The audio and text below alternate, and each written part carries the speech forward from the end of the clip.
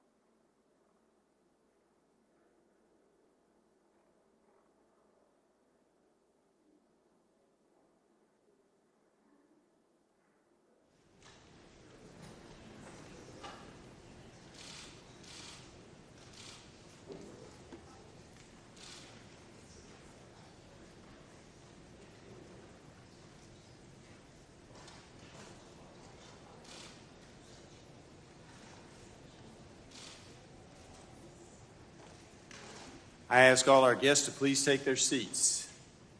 Ms. Castro having arrived, call this Subcommittee on Oversight and Investigations will now come to order. I now recognize myself for a 5-minute opening statement. As U.S. athletes prepare to compete in the Paris Olympics, a cloud of uncertainty hangs over the reliability of international anti-doping enforcement, which is supposed to eliminate the use of certain performance-enhancing drugs. This committee has been alarmed to learn from news reports that several swimmers representing the People's Republic of China tested positive for banned performance-enhancing substances and then went on to compete in the 2021 Tokyo Olympics. Just last week, 11 of these swimmers were again named to the People's Republic of China's 2024 Olympic team. All of this comes after the World Anti-Doping Agency, or WADA, ignored signs of systemic Russian doping for years. 7 years ago, this Oversight Committee held a hearing on ways to strengthen the international anti-doping system. It is unfortunate that we have to be here again. Two witnesses from that 2017 hearing are back with us today. Premier Olympian, Mr. Michael Phelps, and the CEO of the United States Anti-Doping Agency, or USADA, Mr. Travis Tygart. We are pleased to welcome another outstanding Olympic swimmer, Ms. Allison Schmitt, to join us today so we can revisit doping in sports ahead of next month's Summer Olympics. I want to start off by reminding everyone what Mr. Phelps told us 7 years ago, because it bears repeating. He said, quote, "If we allow our confidence in fair play to erode, we will undermine the power of sport and the goals and dreams of future generations. The time to act is now," end quote.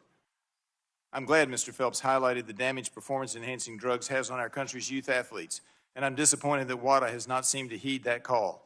Children join sports teams and clubs believing that the system is mostly fair and that cheaters will be punished. The importance of sports for our country's children cannot be understated. Sports empower children by teaching them life lessons, building their confidence, showing them the meaning of hard work, and offering some of them opportunities to represent our country and make a career. I myself have had the opportunity to see my own children grow and learn from competitive swimming. In fact, last week was very exciting in my household because 1 year ago in high school regionals, my son Davis competed against Olympian Thomas Heilman, who at age 17 is the youngest male swimmer to qualify for Team USA since Michael Phelps. The joke at my house was that at one point in the race they were tied. That would be the point where the starter says, "Take your marks." Foundational to the Olympics is the trust that clean athletes, both aspiring and current Olympians, have in the system to keep cheaters out. Doping leads to cynicism in sports and inevitably disappointment for aspiring athletes. As I'm sure Ms. Schmitt and Mr. Phelps can attest to, we cannot overemphasize the dedication, sacrifices, and training required of our Olympians, competing at the very highest in what I believe to be the most prestigious athletic level. Youth athletes dedicate themselves by putting in countless hours of training, pushing both physical and mental limits in the hopes of one day being an Olympian. Athletes miss birthdays and holidays to train so that they can achieve success the right way, on their own merit. Mr. Phelps has previously said he didn't take a single day off for over 5 years just so he could be at the best, to be the best at what he does. Doping irrevocably undermines the purpose of that sacrifice by allowing competitors who really want all the glory without putting in the work. Is it fair that we encourage our youth to invest so much of their time if on the greatest stage consequences are not expected for certain countries' athletes? That is why I'm disappointed that Mr. Banca, the president of WADA, refused our invitation to testify before this subcommittee today to discuss his role in upholding the integrity of anti-doping testing and enforcement in international sports competitions. WADA received nearly $4 million in U.S. taxpayer dollars through Congress last fiscal year. Their refusal to appear today calls into question their commitment to accountability. And perhaps, if they're not going to do the job, we shouldn't even fund them. Mr. Banca and WADA have hidden today, rather than explain how WADA let over 20 swimmers representing the People's Republic of China compete in international competitions after they tested positive for a banned substance. Cheating athletes take away spots and take away medals from clean athletes. The integrity and sanctity of sports is critical for the Olympians competing, but also for the children who dream one day to be an Olympian or are excited that they once were in the pool with an Olympian. We will keep a seat open for Mr. Banca just in case, I doubt it, but just in case he decides to join us. I want to thank the three of you who made it here today despite your very busy schedules ahead of the Paris Olympics, and I yield back. Now recognize Ms. Castor, the ranking member of the subcommittee, for her 5-minute opening statement. Well, Mr. Chairman, thank you very much for convening this hearing to investigate illicit doping in sports and the troubling questions swirling around the World Anti-Doping Agency, especially with the Summer Olympics starting next month in Paris. Americans do not like cheaters, and they will not tolerate organizations that give cheaters a pass. WADA was established in 1999 as the international agency responsible for developing and coordinating anti-doping rules across all sports and countries, as well as monitoring compliance with those rules. Importantly, WADA has the power to investigate allegations of doping and to enforce penalties when the World Anti-Doping Code is violated. However, recent troubling reports suggest that WADA did not do its job in the case of 23 Chinese swimmers who tested positive for the performance-enhancing drug TMZ just months before the Tokyo Games. We need to know, is it worse than that? Is the Chinese Communist Party or the People's Republic of China paying WADA to look the other way? Thanks to investigative reporting, it appears that in January 2021, the Chinese anti-doping agency, known as CHINADA, collected 60 samples from Chinese swimmers staying in the same hotel for a national championship swim meet. Nearly 6 weeks later, in March of 2021, test results were reported to WADA, showing that 23 of the swimmers tested positive for TMZ. CHINADA suggested that TMZ positive tests were due to food in a contaminated kitchen that served the athletes. CHINADA did not impose a rule violation against the swimmers or make the matter public. WADA also kept the violation secret and shockingly agreed to allow the swimmers to compete. Any amount of TMZ found in an athlete's system is a violation of the rules, and presumptive sanctions are required. Yet 13 of the 23 athletes that tested positive went on to compete in the Games in Tokyo. And some have been named to the Chinese team for the upcoming Olympics in Paris. This makes no sense. Why did WADA accept CHINADA's conclusions? Why did WADA keep the violations secret? Why were Chinese athletes treated differently than athletes from other countries? Why were the Chinese swimmers not provisionally suspended? What kind of scientific testing did WADA perform when assessing the results, and why won't it share the details? Why were the required procedural steps not followed? Did purported payments from the PRC to WADA influence WADA's decision-making? These unanswered questions are why I am especially disappointed that WADA refused the committee's invitation to testify today. Its lack of transparency is troubling, especially this close to the Paris Olympics. As the international enforcer of anti-doping rules, WADA must provide these answers and be held accountable. As our witnesses know well, the Olympic Games are one of the most visible and elite athletic competitions in the world and set the standards for sports at all levels. Maintaining the integrity of the competition at a level playing field and safety of athletes at the Games is paramount. And I'm interested in accountability through the funds the U.S. taxpayers provide to WADA. I serve on another congressional committee. It's a special committee on the strategic competition with the Chinese Communist Party, where my colleagues there also called for more accountability. I want to thank the Olympic athletes, Ms. Schmitt, Mr. Phelps, for being here today and representing other athletes across the globe. I applaud you for representing the United States of America on the world stage and becoming champions that we're proud of. Your hard work and dedication and commitment to excellence inspires millions.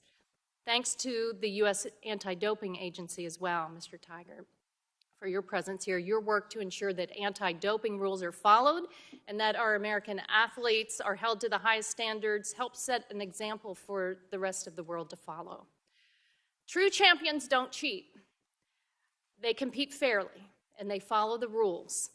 The International Olympic Committee affirms in its mission the movement is intended to encourage and support the promotion of ethics and good governance in sport, to protect clean athletes and the integrity of sport by leading the fight against doping and by taking action against all forms of manipulation of competitions and related corruption. WADA needs to take this seriously. Thank you, and I yield back. Gentlelady yields back. Now recognize the chairwoman of the full committee, Ms. Rogers, for her 5-minute opening statement. Thank you, Chair Griffith, and thank you to our highly decorated panel of witnesses today whose Olympic careers have inspired an entire generation of Americans. Tonight's hearing comes at an important moment as we're just 1 month away from the start of the 2024 Summer Olympic Games in Paris. We will be examining how the World Anti-Doping Agency's policies and their failure to enforce those policies on the use of banned performance-enhancing drugs and how that is undermining the integrity of the Olympic Games. It's completely unacceptable that the World Anti-Doping Agency president, Vitold Benka, whose agency received over $3 million in U.S. taxpayer dollars this past year, declined to join us tonight. Doping scandals have real effects on our athletes, including American swimmers, who must abide by the strictest anti-doping standards enforced by USADA and include requirements like random testing.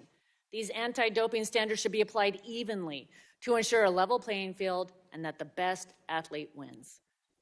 Recent reporting unveiled that just weeks before the 2021 Olympic Games in Tokyo, 23 members of the Chinese swimming team tested positive for a banned substance, trimetazine, or TMZ. The Chinese authorities dismissed the positive test, telling the World Anti-Doping Agency that this was all a mistake because the banned drug, which is found only in pill form, somehow ended up in the kitchen of a hotel that all 23 swimmers were staying at, and they all somehow unknowingly ingested this banned substance. The World Anti-Doping Agency's review somehow concluded that this explanation was plausible and no further investigation was necessary. It's important to note that those swimmers won several medals, including 3 golds. WADA has consistently failed to be transparent or accept any responsibility for its actions.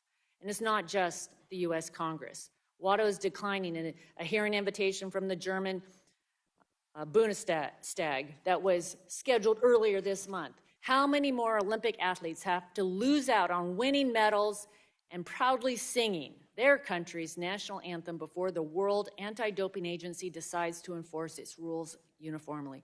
Everyone's watching the Olympics in Paris in their homes next month should know that the system is not rigged, against athletes who compete the right way. I look forward to hearing from all of you on this important topic.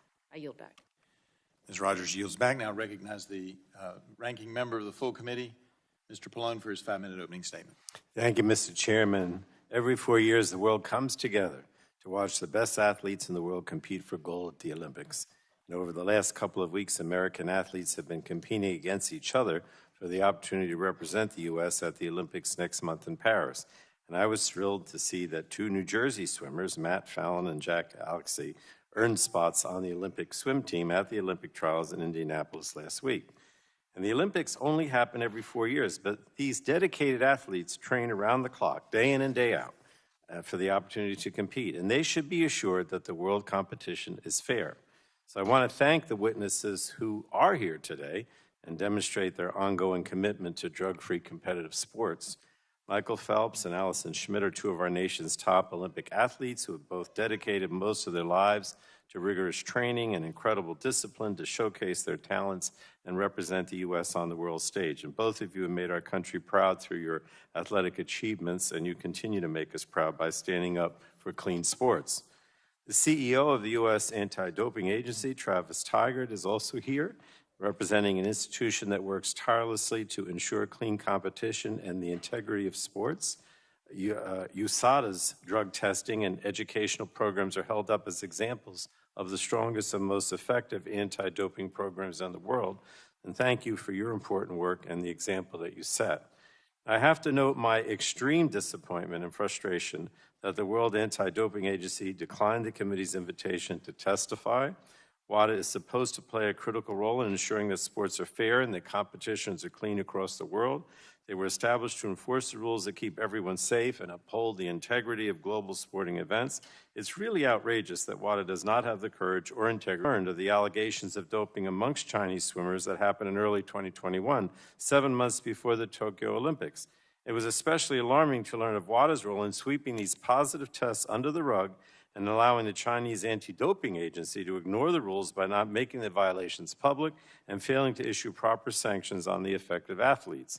13 of those swimmers that tested positive for banned substances competed in Tokyo and won several medals. Not only were there no repercussions for violations of the doping rules at the time, but 11 of those swimmers are on the national team for China now and will compete again in Paris next month. So WADA's mission is to police doping in the international sports arena. The positive tests from the Chinese swimmers raise serious concerns about WADA's effectiveness in this role. To ensure the integrity of international competition, WADA must send an unambiguous message that it will enforce the rules established in the World Anti-Doping Code and apply all sanctions equally for any violation. So we need a full, clear, and truly independent examination of what happened in the case of these swimmers, and equally important, a thorough assessment of WADA's actions and inactions. I'm aware that WADA has commissioned an investigation which is ongoing, is expected to conclude before the end of this month. But WADA should commit to making the results of this investigation public and answering our questions. The international sports community deserves to know what the investigation found and to assess whether the probe was truly independent. All athletes deserve a cop on the beat that will enforce the rules without fear or favor and ensure the integrity of the competition is not being questioned. So I look forward to learning what action is needed to ensure the strong and fair international enforcement of our anti-doping rules. An assessment of the appropriateness of WADA's action must occur to determine what went wrong and how to prevent it from happening again. So I thank all of you, the 3 of you who did show up today, to ensure a level playing field for all athletes and to maintain the integrity of international sports at the highest levels. Thank you again, and thank you, Mr. Chairman. I yield back. Gentleman yields back. We want to thank our witnesses for being here today and taking the time to testify before the subcommittee. You will have an opportunity to give an opening statement followed by a round of questions from members. I should also mention that concludes the members' opening statements, and the chair reminds members, pursuant to committee rules, all members' written opening statements will be made a part of the record. Please provide those to the clerk promptly. Witnesses, you are aware the subcommittee is holding an oversight hearing, and when doing so, we have the practice of taking testimony under oath. Do you have an objection to testifying under oath? Seeing that none have an objection to testifying under oath, we will proceed. The chair advises you are also entitled to be advised by counsel pursuant to House rules. Do any of you desire to be advised by counsel during your testimony today? As you all can tell, I'm trying to do this a little fast. Seeing none, please rise and raise your right hand if possible. if you're capable. Do each of you promise or affirm to tell the truth, the whole truth, and nothing but the truth, so help you God? Seeing the witnesses answered in the affirmative, you are now sworn in and under oath, subject to penalties set forth in Title 18, Section 1001 of the United States Code. With that, we will now recognize Mr. Phelps. Y'all can be seated. We will now recognize Mr. Phelps for 5 minutes to give his opening statement. Mr. Chairman, members of the committee, good evening. My name is Michael Phelps, and I come before you today, not just as a 5-time retired Olympic swimmer, but also as an advocate for mental health awareness. The conversation around mental health, especially for athletes, is incomplete without addressing the integrity of sport and fair competition. Representing the United States on the world stage has been one of the greatest honors of my life. Through my 15-year career, I competed in over 5 Olympics and 6 World Championships, winning a combined 65 gold medals for my team and my country.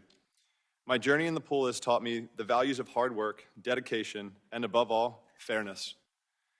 It helped me overcome challenges like ADHD and taught me resilience and focus. However, the constant suspicion on doping eroded the mental state that took a lifetime to build. While competing at the highest levels, I witnessed firsthand the pervasive uncertainty and the suspicion surrounding doping, which significantly affected my confidence and that of my fellow athletes. The hardest part was seeing athletes achieve seemingly impossible feats, knowing the immense effort and sacrifices required to reach these heights cleanly. It was disheartening and demoralizing, causing pain and a profound sense of injustice. I know what it takes to achieve the seemingly impossible things the right way. I trained for 5 straight years without taking a single day off.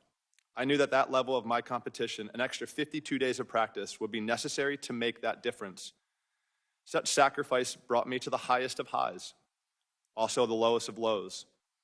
But I did it in pursuit of standing on top of the podium, watching the Stars and Stripes, listening to my national anthem play. The last time I spoke at the committee in 2017, it was the first time that I had spoken out about doping and for fairness in sport. I testified to the necessity of an athlete being able to believe in themselves, to compete at such a high level and know that belief in oneself is only made possible when they believe that the system is clean and fair.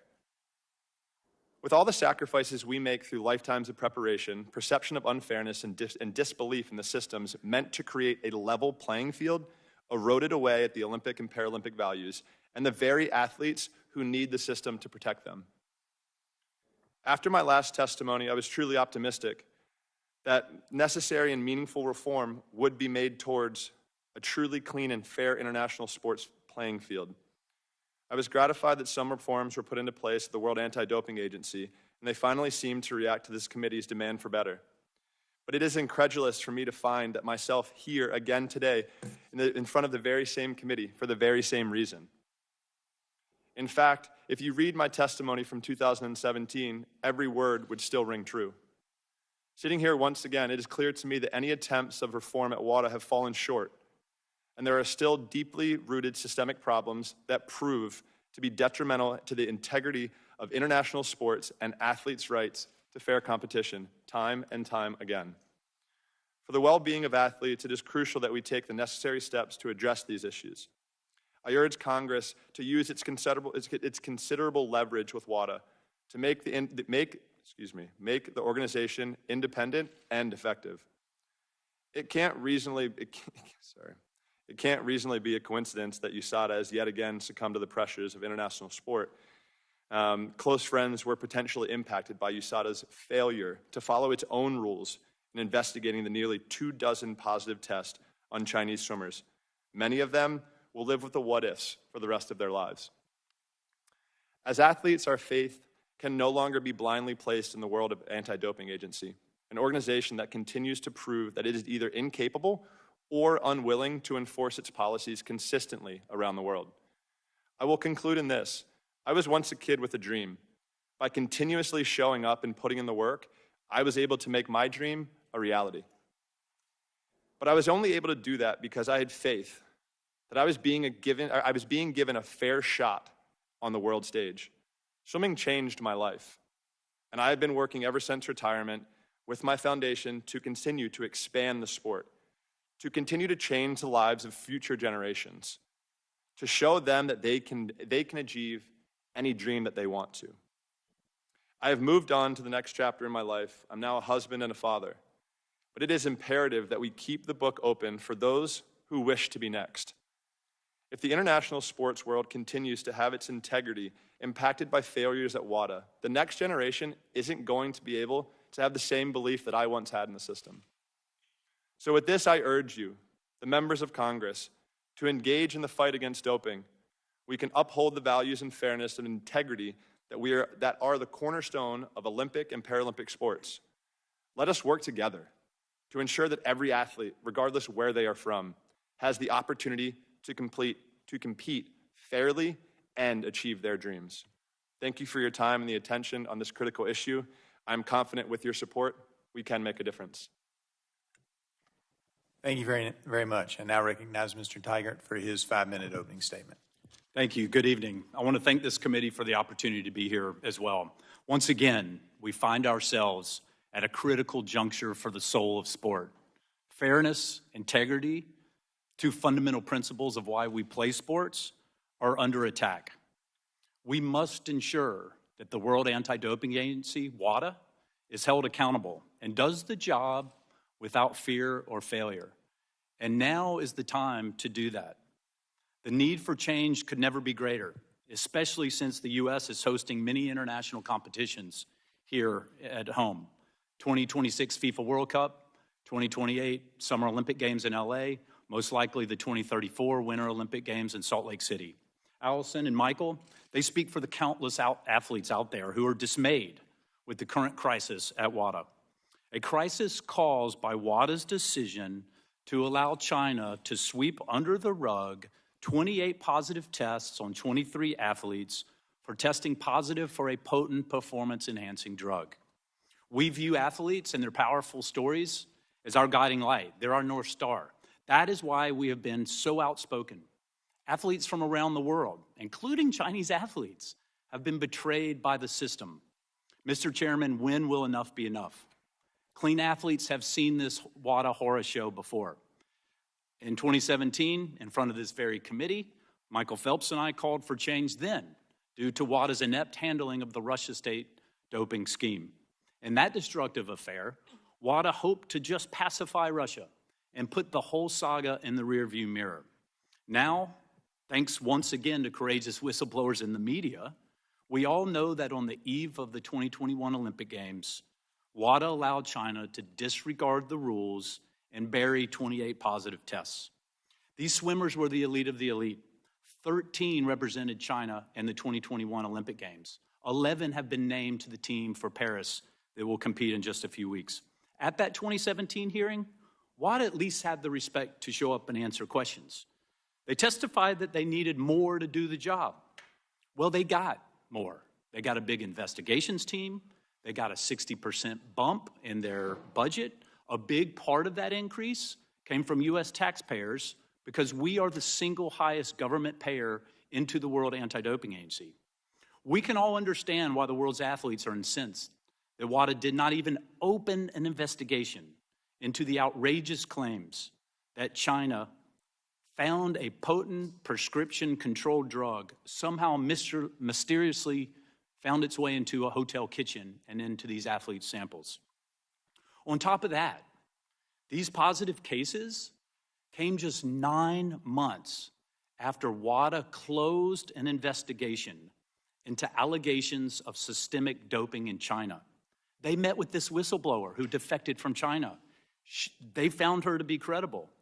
And according to WADA's own written report, she said, and they were aware, that Chinese athletes were using, and get this, TMZ was the drug she said they were using at low levels.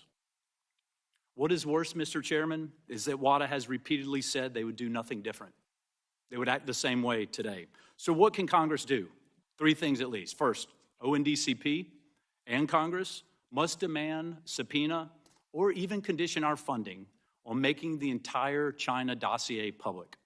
Anything less will not satisfy those who deserve justice, and there's no reason this can't be done. Second, WADA has now finally admitted that China did not follow the rules. It can't be that a couple of WADA staffers in secret back rooms are allowed to pick and choose who follows the rules and who doesn't. We should require change. Third, U.S. funding should be conditioned on a compliance audit of WADA. WADA audits others. It's part of their roles and responsibilities, like USADA. Well, it's time, after 25 years, that they have an audit as well to see if they are compliant with the very rules that they're supposed to follow. The most important principle, as we've touched on in anti-doping, is independence. Unfortunately, WADA is not independent, as you've heard. WADA has sport leaders who have a direct interest in WADA's decisions sitting on its board. For example, the current vice president of WADA from China is a former member of the Chinese National Olympic Committee and is on the IOC. It's the epitome of the fox guarding the henhouse. And WADA governors can't possibly promote and police effectively. Let me be very clear. Clean athletes in sport and the public need a strong WADA. No country is immune to the scourge of doping, including here in the U.S. And it's why our role at USADA is so important, and we need to be fully supported. However, for a global system to work, we need a fierce, fair, effective global watchdog to protect athletes' rights in the Olympic Games, not a lapdog of sport or favored nations. Mr. Chairman, members of the committee, thank you for your time. I look forward to your questions. Mr. Tiger, before I recognize Ms. Schmitt, my understanding is you have another Olympian with you who works with you. Is that correct? We do. 1996 silver medalist who was unfortunately robbed by a doper. Allison Wagner is on our team at USADA in an athlete engagement role, who is in the audience here. Ms. Wagner, we welcome you as well. Yeah, let's give her a round of applause.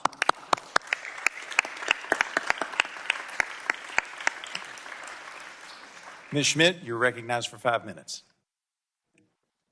Mr. Chairman and members of the committee, thank you for this opportunity to address to you today on a matter of crucial importance as we approach the 2024 Olympic Games. As a 4-time Olympian and 10-time Olympic medalist, my journey in sports is a culmination of lifelong dedication, rigorous training, resilience, and a relentless pursuit of excellence on the global stage. Today I stand before you to advocate passionately on behalf of U.S. athletes, urging for accountability within WADA and the global anti-doping system. Sports have an incredible way of uniting us, whether we're actively competing at any level, cheering on a team, or rallying behind our country on the global stage. From the backyard pickup games to the Olympics, sports serve as a unifying force that challenges and teaches us invaluable life lessons. They exemplify human spirit and resilience, teaching us that success is earned through relentless effort and perseverance. Every practice session, every early morning wake-up call, and every drop of sweat symbolizes our dedication to becoming better and stronger individuals naturally. The Olympic Games embody global unity, peace, and the pursuit of excellence. They bring together athletes from every corner of the world, transcending boundaries and fostering mutual respect. It is our collective responsibility to protect these values and ensure the integrity of the Olympic Games. Anti-doping measures are vital in safeguarding that fair competition. Doping not only distorts the playing field, but also jeopardizes the health and well-being of athletes.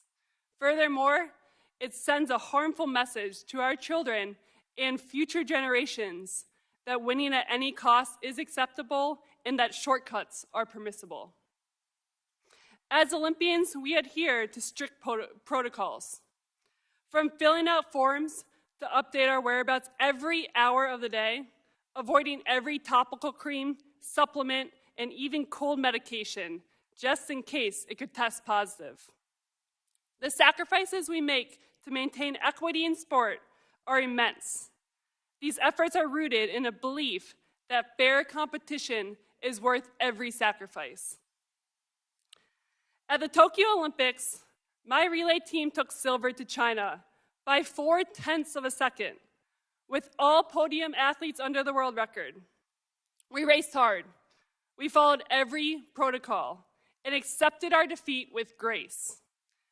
3 years later, news surfaced that some Chinese athletes on that team or not subjected to the same anti-doping rules, casting doubt on the fairness of the competition. With these revelations, many of us will be haunted by this podium finish that may have been impacted by doping. This injustice not only undermines the fair play of Olympic Games, but also tarnishes the dreams and efforts of athletes worldwide. As recent as last week, at the U.S. Swimming Olympic Trials, I witnessed the frustration and disappointment of young athletes whose confidence in the anti-doping system has been shattered. They deserve better.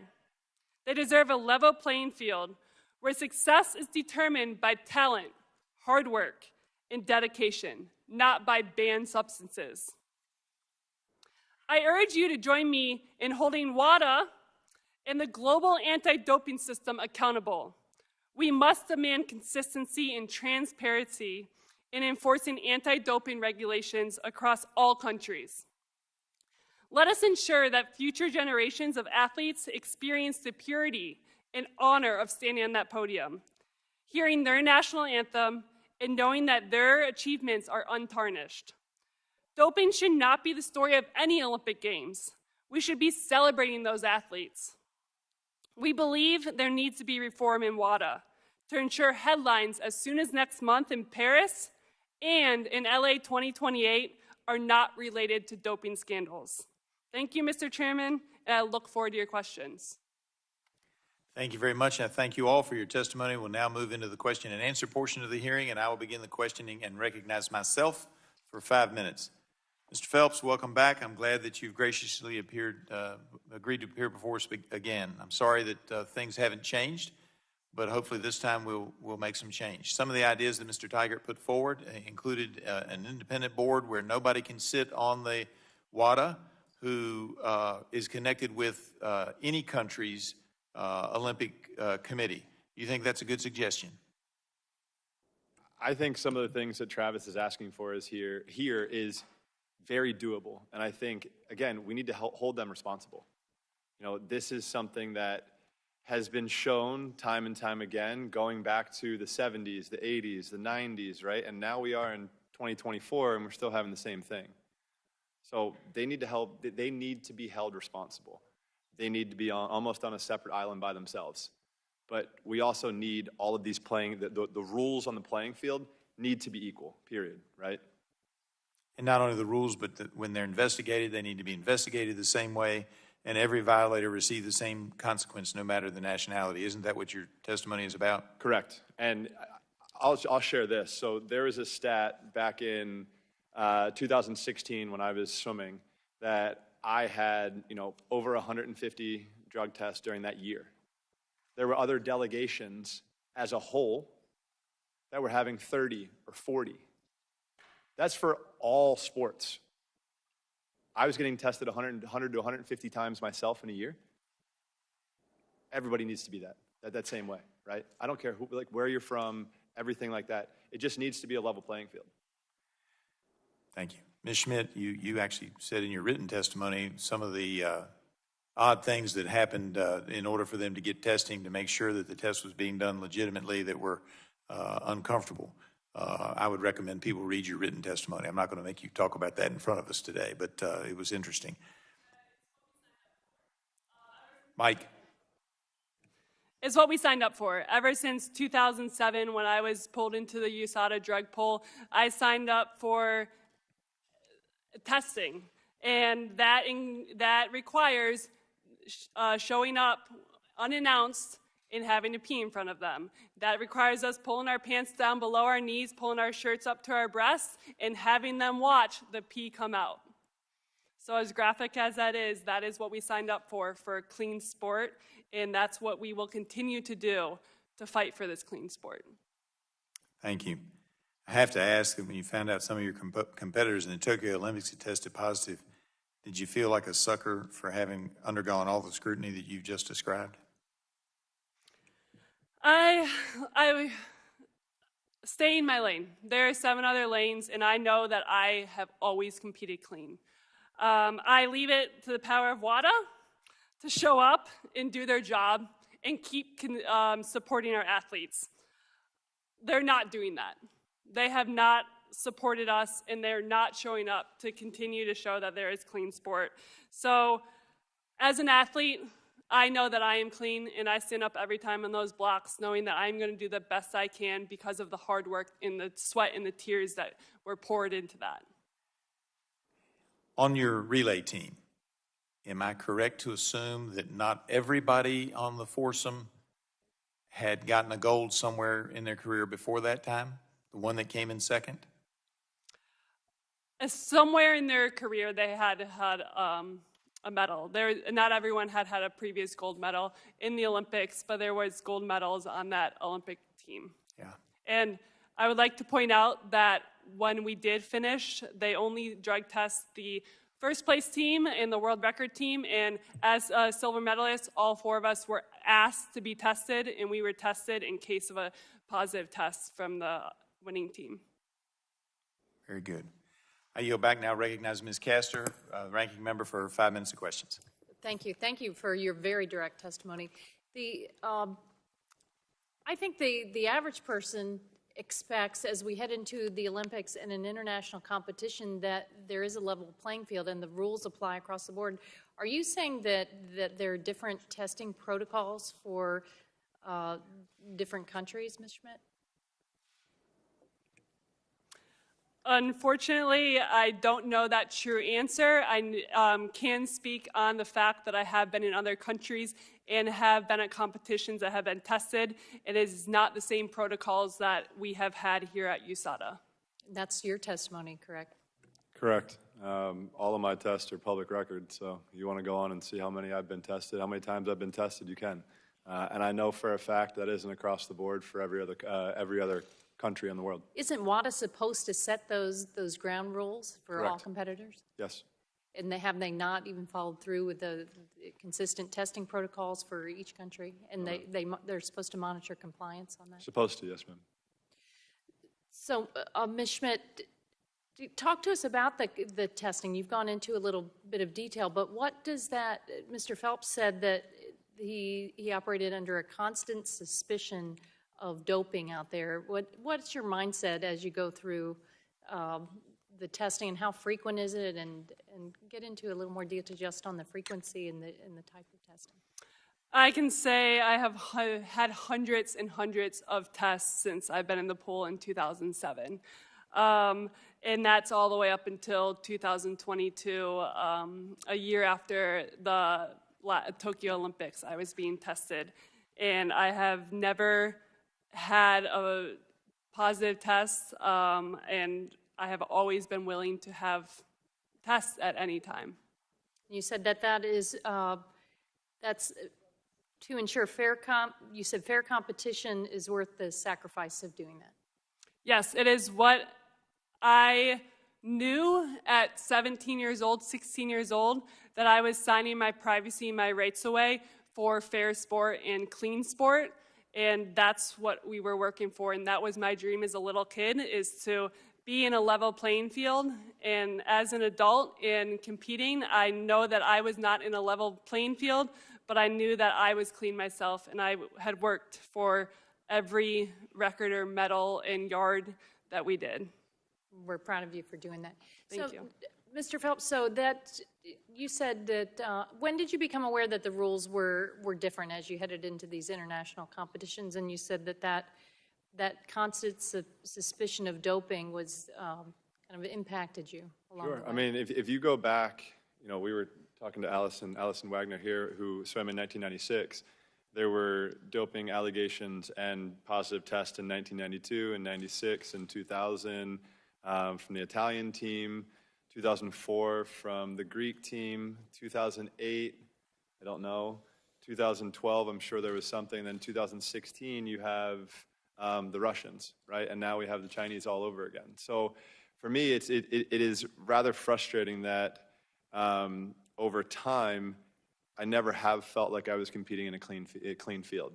In the U.S., yes, I do believe that, because you heard what Allison and I go through when we subject ourselves to these testing.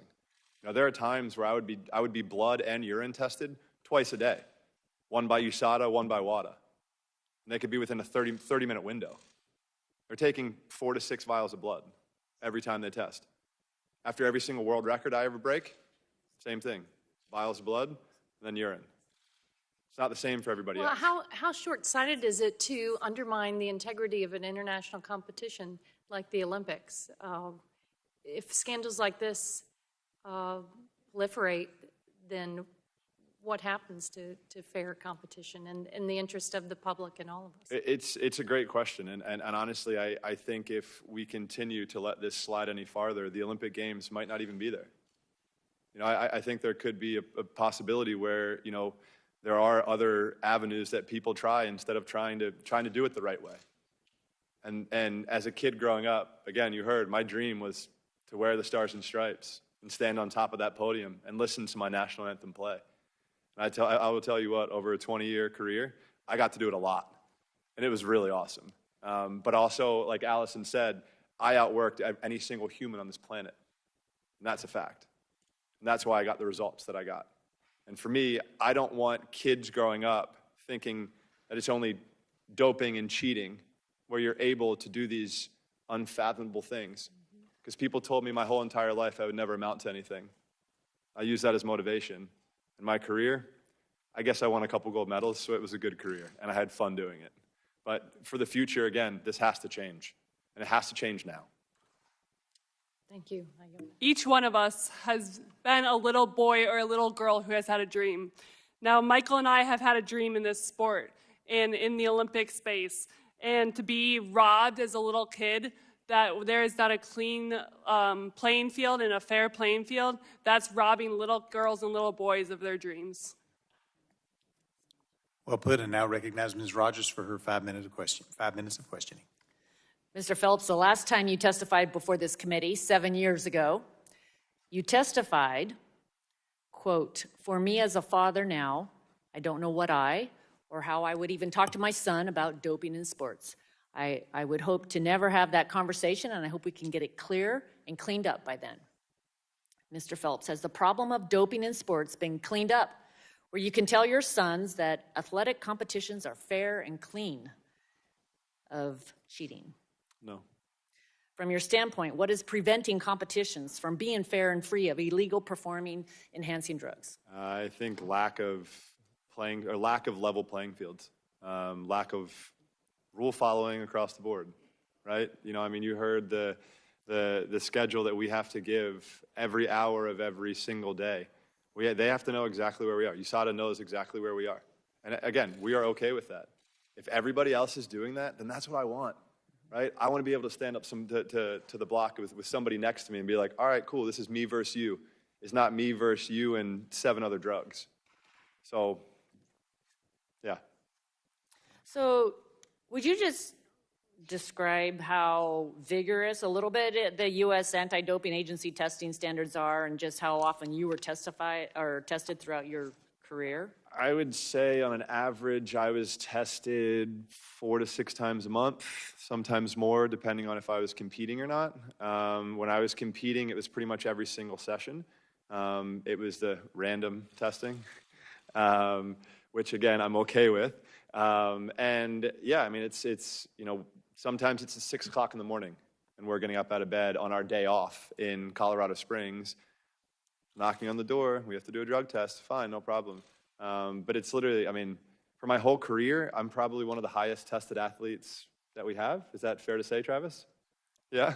So, you know, so it's, you know, again, if everybody else isn't doing that and I'm subjecting myself to it, it's just not right. You know, and I know that there are other athletes as well. My competitors from the U.S. were going through the same exact thing, right? Ryan Lochte, going through the same exact thing. We were number 1, number 2 in the world, right? We're going through the same exact process. But somebody else who's number 3 in the world or number 4 in the world, number 5 in the world, they might have 2 or 3 drug tests, that's it. And they might not be random, right? So, yeah, it's hard for me to fathom that we have made changes moving forward, but I think we need to now. Thank you. Thank you. Mr. Tigert, why does the World Anti-Doping Agency's explanation for why they ignored positive test results from 23 swimmers on Team China not hold up, in your opinion? Well, it's absolutely against the rules. Even if you buy this contamination theory, and keep in mind, TMZ is a controlled prescription medication It's prohibited all the time. The default sanction is 4 years. It doesn't magically appear fairy dust in a kitchen of a hotel 3 months after this event happened during COVID when cleaning protocols were at the height of what they were. However, even if you believe this contamination theory, they still didn't follow the rules. And WADA has now admitted that China did not follow the rules. Because even if it's contamination that caused the positive test, and there are some of those cases. We have some meat contaminants, and these are drugs that cattle is treated with. And if you eat that oxtail, for example, it may cause a very, very low level of a positive test. We understand that. That happens. However, if that happens, it still has to be announced. There's transparency in the system. There's still disqualification, and there's still a violation. And that did not happen, even if you buy this crazy contamination theory. So what should have they done? They absolutely should have appealed the lack of a provisional suspension when the notice of the positive tests were first sent. And if they were going to let the Chinese handle the case, WADA has the power to go in and grab a case out of a national organization's hands, and they handle it themselves in the first instance.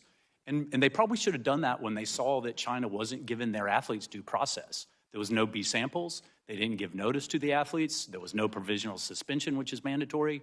But given that they didn't do that, when they then got the full file that demonstrated China swept these under the rug and didn't follow the rules, they should have immediately appealed those to the Court of Arbitration for Sport like they do in hundreds of cases Thank you. on Are an any annual of basis. those athletes competing in Paris? 11 of them have made the team now competing in Paris. Ms. Schmitt, what does ignoring 23 positive tests do to trust in anti-doping agencies responsible for holding up the integrity, especially for clean athletes that compete the right way? There is no trust. And what we ask for is that trust for accountability and transparency. We don't have accountability, and we don't have transparency as we have not seen the full files. Thank you. Thank you all for being here. Really appreciate it. I yield back. Gentlelady yields back. Now recognize the ranking member of the full committee, Mr. Blown, for his 5 minutes of questions. Thank you, Mr. Chairman. I want to follow up what Chair Rogers said and what Mr. Taggart said about this, what happened. It seems to me that the WADA code, that the rules, outline in specific detail how anti-doping violations are supposed to be processed and reported.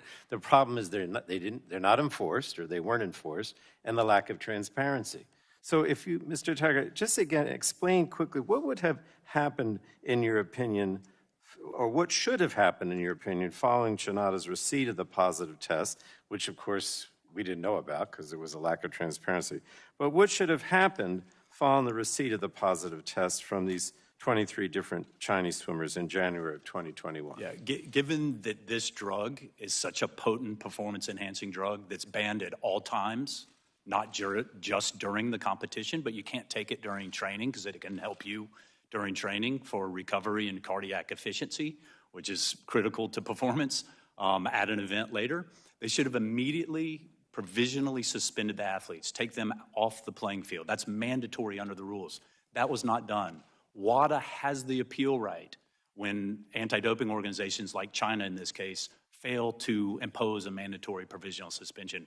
WADA should have immediately appealed that, like they did in the Russian figure skater case, if you remember. Exactly. She was not provisionally suspended by Russia, surprise, and they appealed that. Same drug, same level of drug. And then when they got the full case file, if they weren't going to grab it out of China's hands themselves, like I just described in the prior question, they should have immediately appealed China's sweeping these under the rug. And WADA has now admitted that China did not follow the rules. They had to find a violation, they had to publicly announce it, and they had to disqualify these swimmers, and they did not do that. And that's if you believe the contamination theory, which is a whole nother... But in other words, those things should have happened even before they assessed the banned substance or the responsibility, right? That's exactly even right. Before. Now, let me ask you this. I mentioned in my opening that WADA now has supposedly had some independent Swiss company, do some sort of independent analysis of what they should have done or what they did wrong. Yep. And I said that should be made public. Suppose they're going to get it by the end of this month, but they haven't agreed to make it public. Right. So I guess my question is, if they, again, this goes to the transparency, if they made that public and it said you didn't follow the rules, which you clearly say they didn't, then could they go back and reopen the case? Absolutely, and thank you for that. It's really, really important. This, we believe, and we said it when they first announced this Cartier investigation, that it's a whitewash. We've seen these before. My guess is they will make some of that public. They may make the whole thing public. But what we are asking for to be made public is the actual evidence in the files so that independent people can determine. And yes, the statute of limitations in these cases has not run. So they could reopen? Absolutely. Now, let me ask you this. If they reopened the case and found out that these athletes should have been suspended, let's go the next step. Could they then recommend to the International Olympic Committee that the medals be taken away? Listen, how the rules, unfortunately, what happened. Where we are now is that athletes and others around the world deserve justice on those cases themselves. Statute of limitation has not run. We need a prosecutor to go in and look at the facts, get independent advice, investigate, check to see if all these athletes actually stayed in the hotel. But what I'm asking you, and then you can bring you're not recommending this, but it is possible for them to reopen the case, absolutely, determine that they should have been suspended, and then recommend to the International Olympic Committee that they should be the medals should be taken away.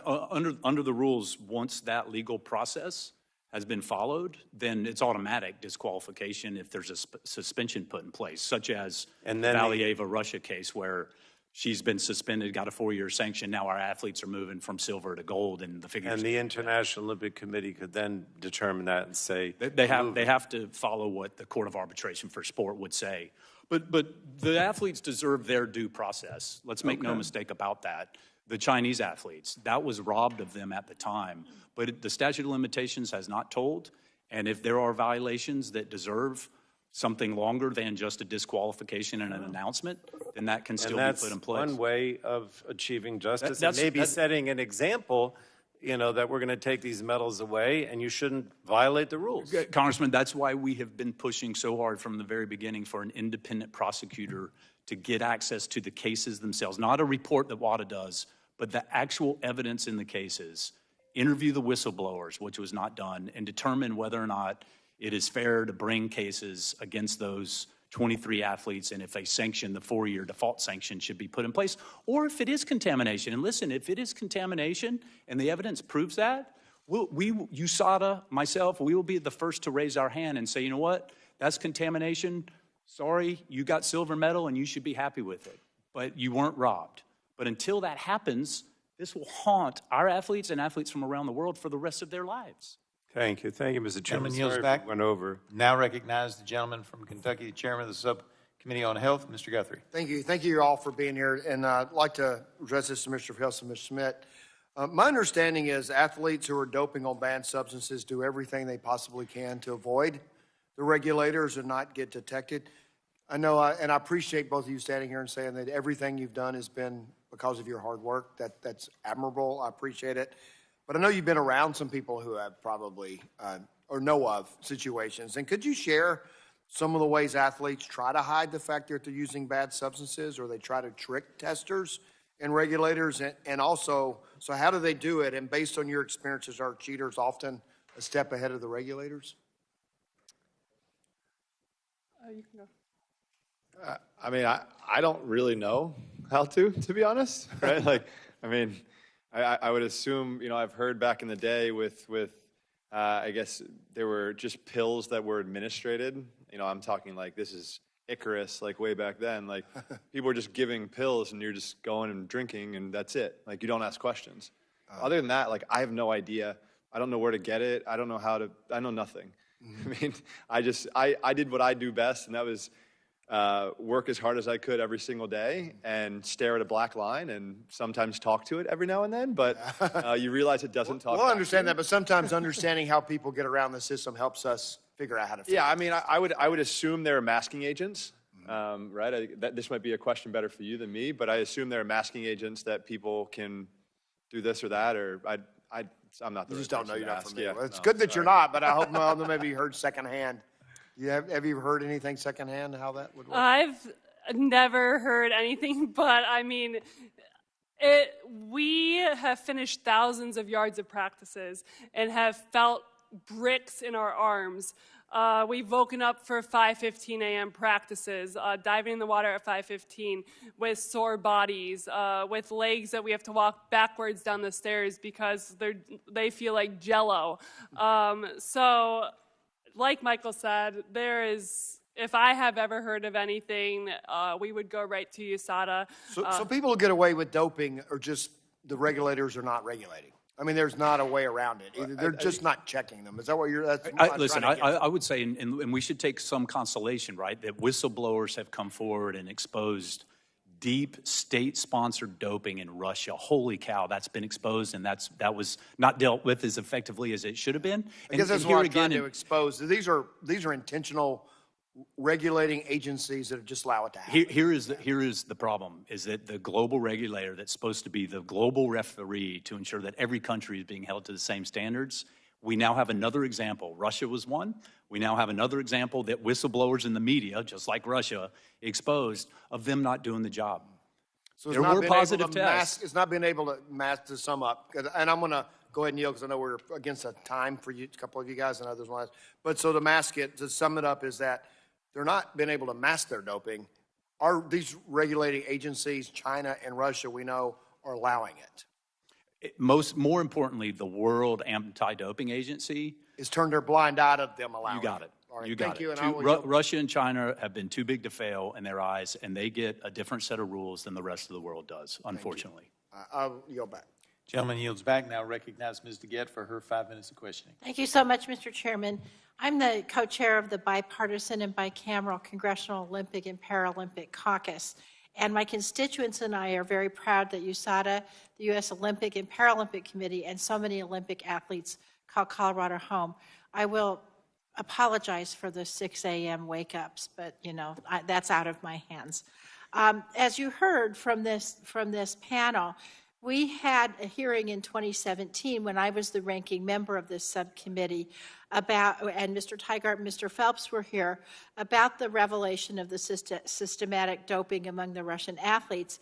That led to Russia's being banned from the Olympics for several years. And at that hearing, there were some serious questions raised about the effectiveness of the World Anti-Doping Agency, WADA, and it's kind of poignant that there they are or not, and they haven't come here to explain themselves. But after that hearing, Mr. Tygart, you will remember this, we felt like maybe they didn't have enough resources. Right. We felt like that was the problem, right?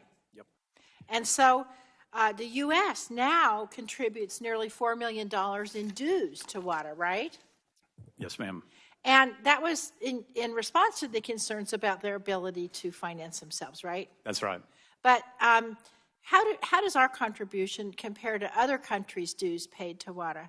So we are the single highest payer, U.S. taxpayer, Right. on the government side. That's matched by the IOC. The IOC overall is the largest payer, about half of WADA's $53 million budget. But you'll remember, to your point, about what WADA asked for when they did have the decency and respect to show up here and answer questions under oath, that they asked for three things. One, they wanted authority to investigate and investigators. Correct. They wanted a compliance process, and Correct. they wanted a process to handle effectively whistleblowers. Right. So They got all three, and a 60% increase in their budget Right. to handle that. So those weren't used in this case whatsoever. Right. So that this case and the problems we have has nothing to do with the funding that we're giving them. Isn't that right? I think absolutely not. Okay.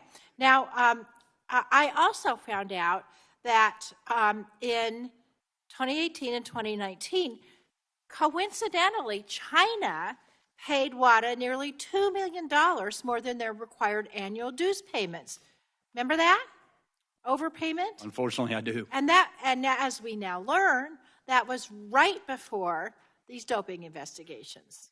Is that right? And even worse, 500,000 of that, close to 2 million extra payments, was specifically given, earmarked for investigations.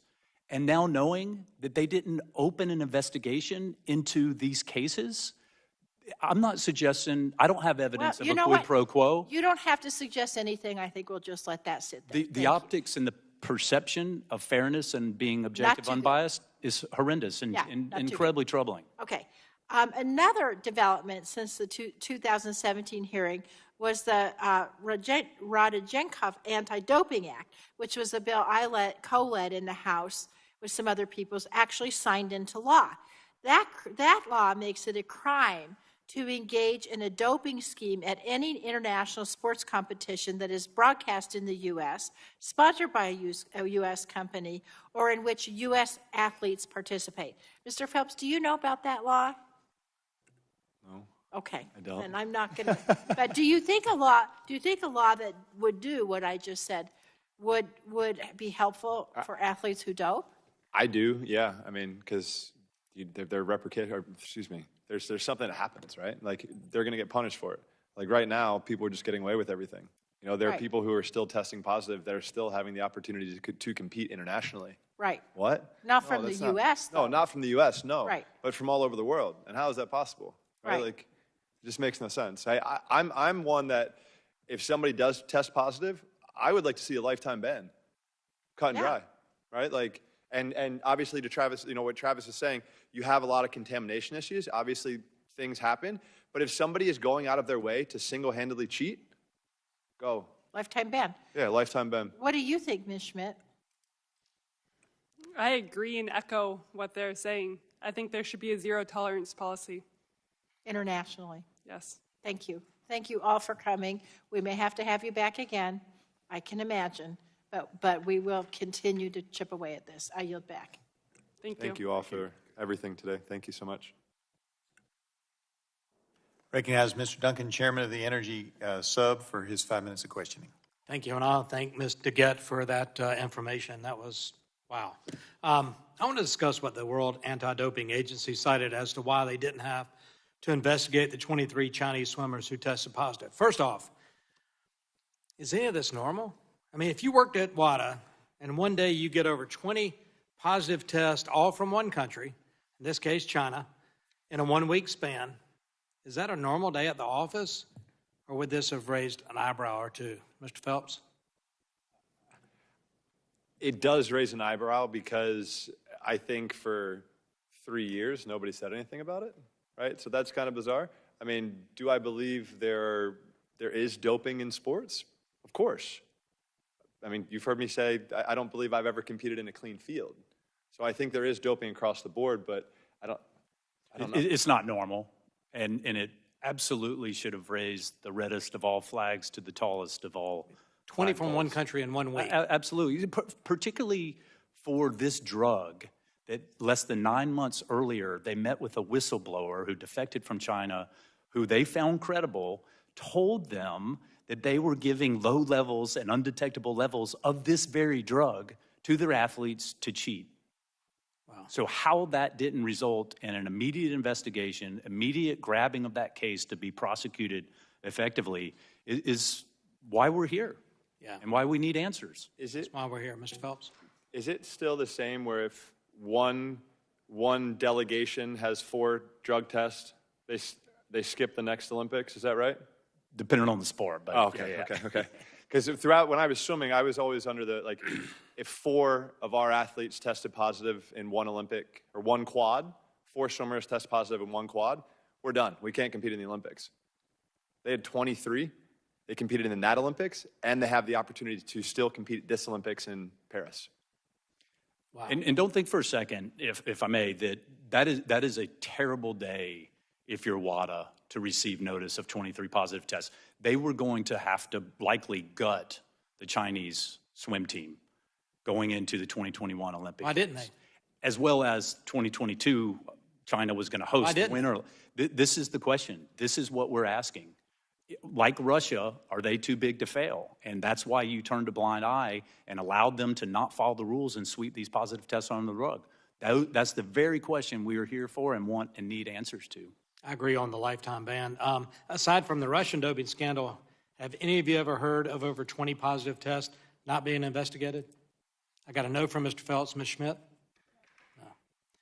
One of the reasons they cited for not investigating 23 swimmers who tested positive was because they were, quote, in the same place at the same time when the positive samples arose, end quote.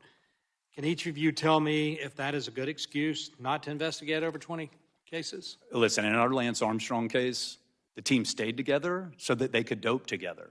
They rode a bus together so they could do blood transfusions together. The fact that they all stayed at the same hotel and all tested positive is not a fact that is consistent with not doping. It's a fact consistent with intentional doping. Team that travels together, dopes together.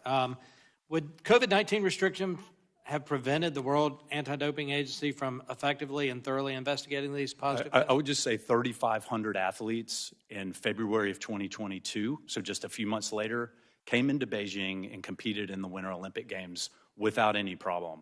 They could have easily gone in 2 or 3 people to interview. They could have done Zoom interviews. So it's not an excuse.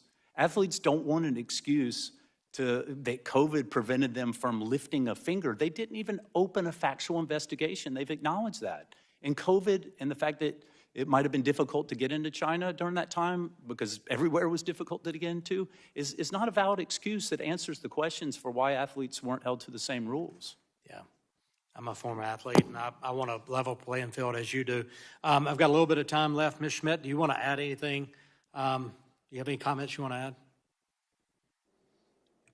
I'm grateful for this opportunity, and like all of us up here state that we just want fairness in sport. Like you stated, we want fairness in sport. And sport has given me so many opportunities, and I hope that I can have children that are in sport that have opportunities and know that they're competing on a fair playing field. Thank you. Mr. Baca, your lack of being here speaks volumes. Mr. Chairman, I yield back. Gentleman yields back. Now recognize Ms. Schakowsky for her 5 minutes of question. She's up.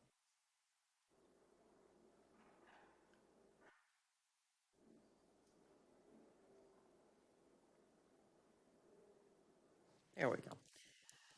I want to tell you what an honor it is to be with these amazing athletes and experts today. And I want to make the point that it's not just about the athletes. I want to talk about the fans, about the people, about the Americans. We love the Olympics. We love to cheer at the gold medals. It's a really important time. And so the issue of trust is so incredibly important. I want to just say a few things to Ms. Schmitt. You are such a role model for so many people. I think women look up to you. They listen to you and they want to follow in your footsteps. So what I want to ask is not just what you think should be done to correct the wrongs that have been, but what are you saying right now to inspire the athletes that are going forward now, that are working? Both of you have been talking about the incredible effort that goes into over years and years to get ready for the Olympics. So how do you inspire the young women who are considering being there and hoping to be there right now? Thank you. I appreciate those words. I'm honored to hear those words. And I hope that I can sit here and empower others to use their voice. So often our voices are lost, especially as athletes, especially as female athletes. We know our bodies and we know the work that we put in. So to be able to stand up and use your voice and do the best that you can at any level is what I hope that I can empower others to do as well. Thank you. Mr. Phelps, you hinted about sort of mental state is really important. So has that now been diminished? Is this going to affect our athletes? Well, I guess I'm just assuming, and I'll ask Mr. Tygart whether or not we're going to see the corrections that we need right now. But how important, aside from the workouts and all the expertise, is the mental state of the athletes? For sure. I mean, I can touch on sort of just mental health and kind of my own experience through it. I'm somebody who suffers from depression and anxiety, and I know there are a lot of people that mental health has struck into their lives because of COVID and everything we've gone through. I think loneliness has struck in people's lives more than it ever has before, and that leads to depression. So, and then you put all of that on top of you trying to prepare, and all these people around you are doing all of these things to get an edge. It's going to weigh extra on you, right? So for me, one of my things every single day that I'd like to lower, and I'd like to have some kind of involvement in lowering, is the suicide rate. I can tell you this, we've lost way too many of our Olympic brothers and sisters due to suicide. So this is something that I want to be a part of and I want to make a difference in. But when we keep having things like this, there are going to still have things that we need to address. And the mental state is very sensitive. So I think this is definitely playing a toll on a lot of people's mental state. But I think some people look at it as it's something that's out of our control. That was something that I looked at a lot throughout my career was, what can I control every single day? If I can control myself and be the best version of myself, that should be good enough. And I think people are doing that now, and people are cheating, and that needs to change.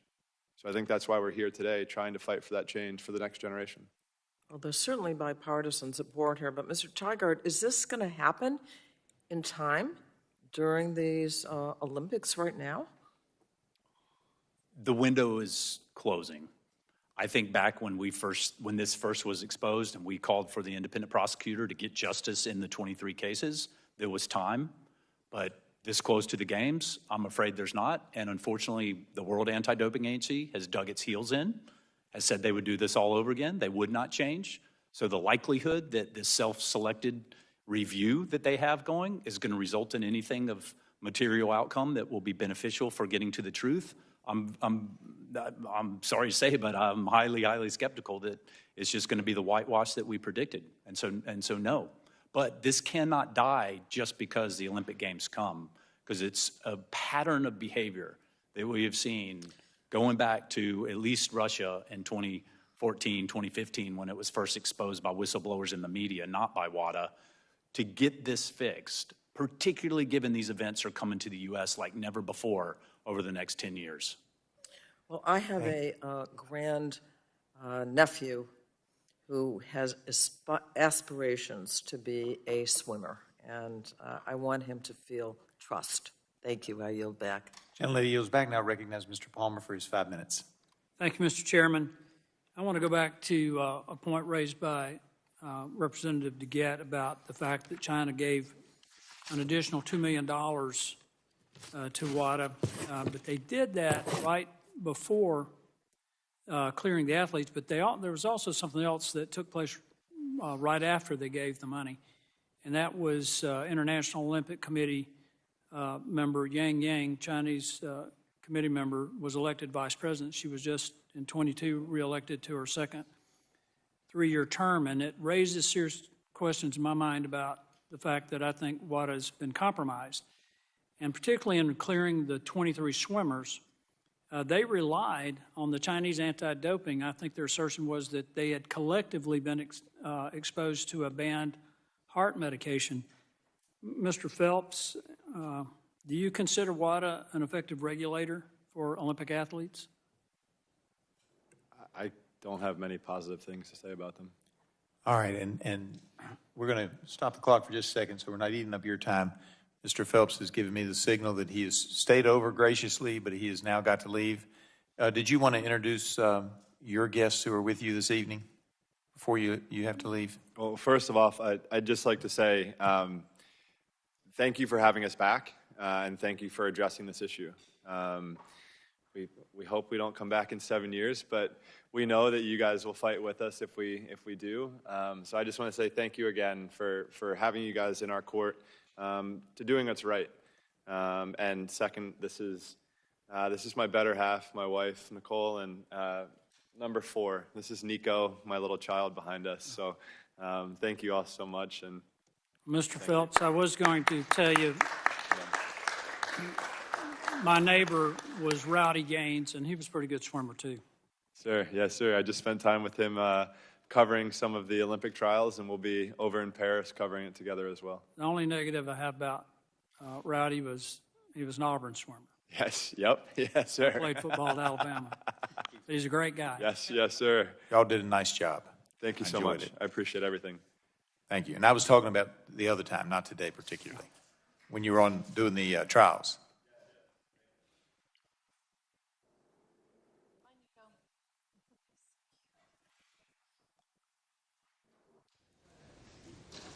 Claiming my time, Mr. Chairman. Gentleman's I'd like time to, is restarting. Go ahead. I'd like to redirect to Mr. Tigert and Ms. Schmitt that same question, because considering the excess payment that China made in the election of Yang Yang, and I'm not making any accusations against her, but it just seems incredibly more than coincidental that the payment was made, she was elected vice president, and they allowed basically the Chinese anti-doping agency to clear the 23 athletes. Do you consider WADA a legitimate regulator? The issue, and in my written testimony and my oral testimony, it's the fox guarding the hen house. And when you have sport leaders who have an interest in the decision that they're making, that can't be an independent regulator. When you have people from the IOC, like the current vice president, from countries, China, and a big case like this comes through, and it's not handled according to the rules, of course the perception, if not the de facto conflict, is actual conflict, is just rife, and it erodes the confidence and the trust in the system by the athletes that you've heard from today and millions of athletes around the world. Ms. Schmitt?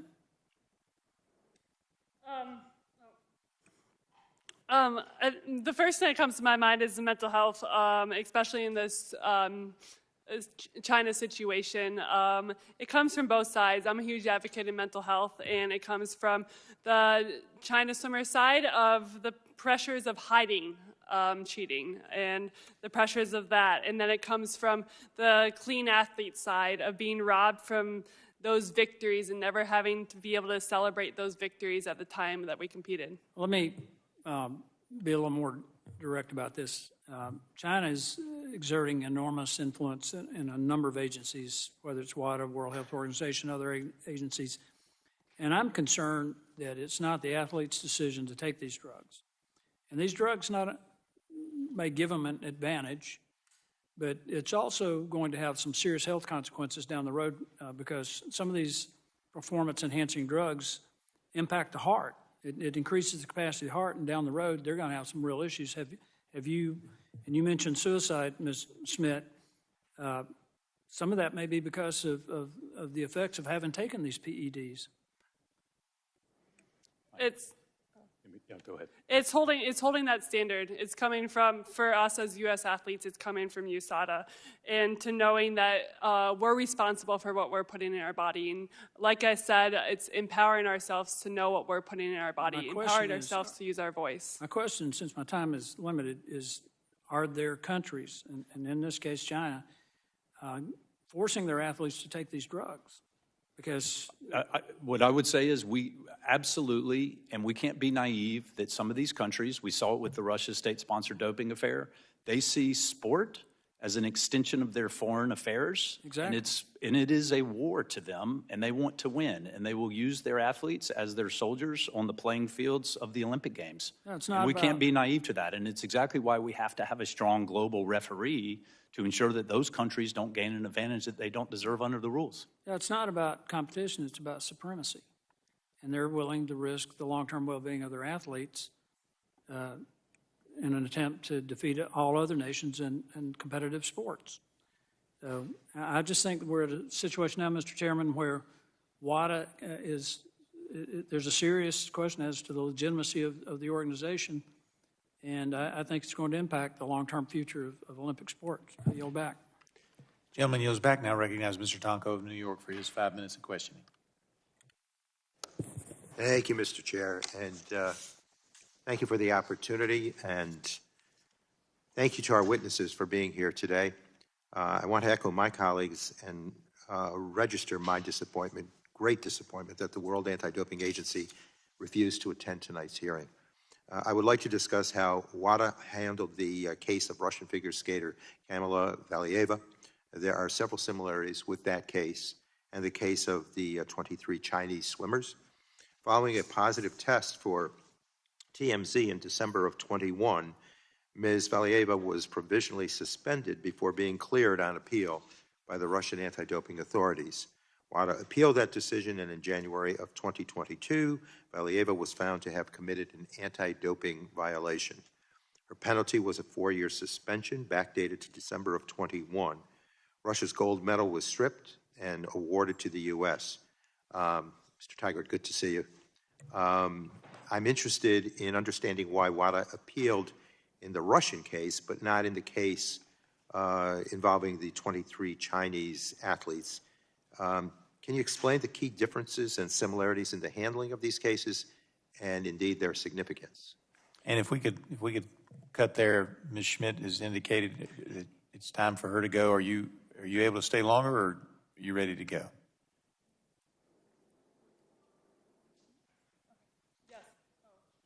Yes, I have to go make my flight. Okay. Yes. We appreciate it. We're going to come right back to you. Appreciate you being here as well. Did you have any guests that you wanted to introduce this evening that were with you? I got people watching, so Got people watching. There you go. And I have to tell you, I loved in your written statement about swimming not being being a no-cut sport. That's why I ended up being a swimmer, and love it very much. But really appreciate you being here and your testimony. Thank you. Yes, swimming is the one sport that is a life skill as well. It is. And so even an old man like me can keep getting in the water and do a little bit. All right. Appreciate you being here this evening. Thank you very much. Thank you very much. Thank you.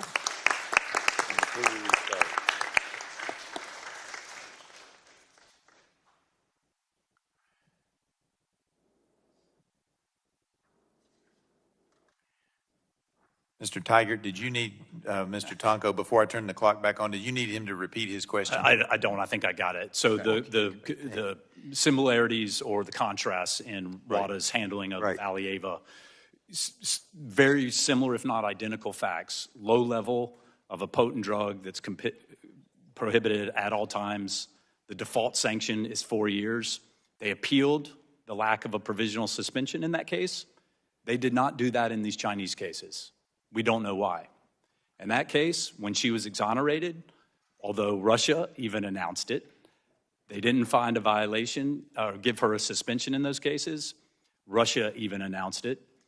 WADA then appealed that case to the Court of Arbitration for Sport. They prosecuted that case, and they got the default sanction that otherwise should have been put in place by Russia, which was 4 years. That was an example, while it took too long, that was an example where the WADA did its job as the global watchdog and enforced the rules against Russia as those rules should have been enforced. Identical substance, similar low level, this time 23 athletes. They didn't appeal the provisional suspension. When China swept these under the rug, which is against the rules, even if you believed it was contamination, they didn't appeal that. They let China do that and get away with it. How they justify treating these cases different than how they treated Valieva case is, again, incredibly troubling, and it's why we've asked for the full China dossier. If there are distinctions in there that make sense and that are comport with the rules, then we'll be the first to say that. But right now, they are so far away from that, is why we're here asking for assistance and help. Thank you. I appreciate that. And let's take a look at another scenario. Mr. Tigert, you correctly mentioned in your written testimony that this is not the first time that this committee has addressed these issues. In 2017, we held a hearing to review WADA's role in response to the systematic doping that was uncovered in Russia. I believe that covered the area of 2014 to 2015, perhaps. What similarities or differences are there between that case and how WADA handled the case of the 23 Chinese swimmers? I would say, well, first of all, it's both in the Russia case and now in this sweeping under the rug of 23 Chinese positive tests. It's been courageous whistleblowers in the media that have gotten this out in the public so that we can see what actually happened. In the Russia case, they turned a blind eye, and then when it was exposed, they attempt to limit it. They tried to put it in the rearview mirror as quickly as they could. They did a quote-unquote investigation. Once that exposed a little bit of the tip of the iceberg, athlete groups called for a broader investigation. They refused that. It was then media and whistleblowers who then blew it open to the extent we now know what was going on. WADA's hand was forced by whistleblowers to do the job that their task and we pay them to do. Here again in China, we never would have known about these 23 cases being covered up in violation of the rules that WADA has now admitted China didn't follow the rules. WADA's admitted that, but they didn't do anything about it. How can that be? And how can it be that, again, it's courageous whistleblowers and the media that shine the light on the darkness and bring this out? So now I think we all, and our athletes, as you've clearly heard, deserve to know what the truth actually is, and justice needs to be served in addition to the reform that we've talked about. Well, look, it's disappointing, and this inaction runs counter to the principles of transparency and fairness that are foundational for international competition. So I thank you for your responses to those questions, and thank you for your help in other areas of anti-doping legislation that we did in another industry, the horse racing industry. I appreciate the help. So thank you, Mr. Chair, and with that I yield back. Gentleman yields back, and now recognize Ms. Lesko for her 5 minutes of questioning. Thank you, Mr. Chair. Mr. Tiger, thanks for sticking it out with us till almost 9 I think I have a plane to catch, actually. Okay, well, I'll be... I'm kidding. Maybe I wish I had a plane to catch. I'm not sure.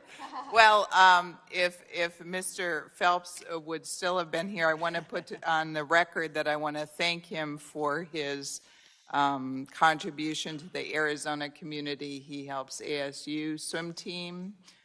His foundation also helps the Phoenix Children's Hospital, children swim education. So I want to put that on the record that I'm thanking him for that. Mr. Tigert, my question to you is, if 23 American swimmers tested positive for a banned substance, do you have any doubt that the World Anti-Doping Agency would have investigated U.S. swimmers? I think it's pretty fair to say that if we had swept them under the rug, I think it's fair to say they would have done something different. But make no mistake, we would not have done that. We would have put in provisional suspensions as the rules, mandatory rules require. Those athletes would have been removed from the playing field. We would have investigated it. And if it was legit contamination, as the rules allow for, we would have announced it, disqualified the athletes, so those other athletes would have moved up. Let's not forget about those Chinese athletes who were third and fourth to the ones that got first and second, that tested and had positive tests. Those athletes should have rightfully moved up in their event, and WADA didn't protect their rights. So I think it would have been handled entirely differently and in accordance with what the rules require. Do you think we should withhold U.S. funding from WADA until they turn over their case file on the Chinese swimmers who used illegal drugs? It's a tough but really important question. I think where we are now, after Russia, after what we're seeing and their response to it, we have to have the leverage we need. I think other countries would join, and I think the threat of that, if not actually suspending it for a period of time, will go a long way into influence the truth being out. And that starts with the full China dossier, as well as not allowing them to make secret backroom deals anymore, and then doing a compliance audit. I think they're all very reasonable, and I think they're all very doable, and it should be, if we're going to invest in an organization that is supposed to do the job as the global regulator, we should ensure that our money is going for a good purpose. And right now, it's just simply not, and that pattern of behavior is just too much to continue to do, I think. Well, Mr. Chairman, I agree with Mr. Tigert. I think that we should withhold funding from WADA until they turn over the Chinese files and until they agree to an audit. And I hope that we can have Republican and Democrat support and talk to our appropriators about it. And with that, I yield back. And for the folks watching back home, we do policy, appropriators do money, so we'll have to work with our appropriators on that. And now recognize Ms. Kamick for her 5 minutes of questioning. Thank you, Mr. Chairman. Thank you for hanging in there with us, Mr. Tigert. And I will submit my questions for the record for our two athletes that were here with us. because I do think that there is some really important conversation to be had about the mental health that these cases and these situations are putting on our athletes. And I do agree with your assessment that many nations treat this as a geopolitical tool. They use their athletes effectively as foot soldiers to further their mission. So I agree that this is really important. I want to kind of dig into some of the nitty gritty. While you were speaking, we were talking a lot. We kept hearing about the zero tolerance policy. I just pulled up the IOC's website, and they say right there, point blank, we have a zero tolerance policy. What does that mean, especially in light of these 23 Chinese athletes that have popped positive on their drug test?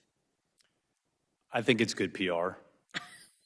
Honestly, I think, and that's what's so crushing about the Russia issue and this now China issue. We have to stop the charade. If we're going to fight to win, just like these two athletes give everything to be champions, those of us who are here to protect fairness in sport and the integrity of sport, particularly the Olympic movement, it's different, arguably, than pro sport.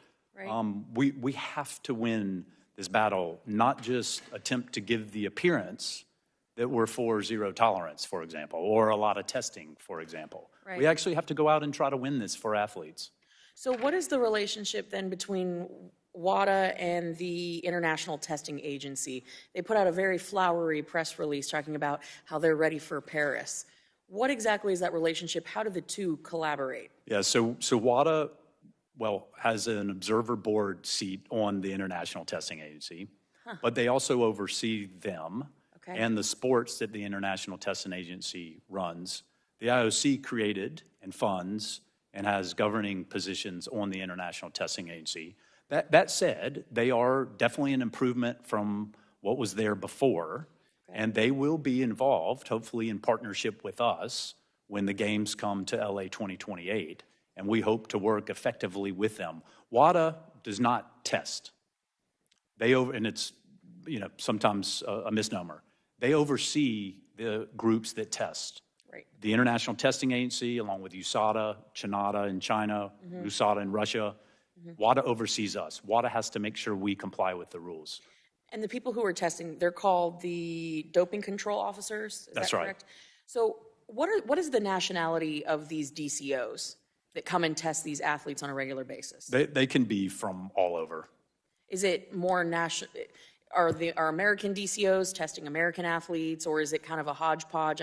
I'm trying to get a better sense of what it looks like. Yeah, so we have employees that are doping control officers who, as you've heard, sometimes go into athletes' house at 6 o'clock in the morning and collect samples. The International Testing Agency sometimes they'll use us to do their testing when they test here in the United States. When Michael Phelps talked about he was tested and then 2 hours later he was tested again, that was the World Aquatics, I suspect, that came in and tested him afterward, and that was unbeknownst to us because they sent a third party in to do that kind of testing. And this is a really important point because while WADA has put out a lot of testing numbers by China, those, as we understand it, and we've investigated this, are all through the Chinese National Anti-Doping Agency.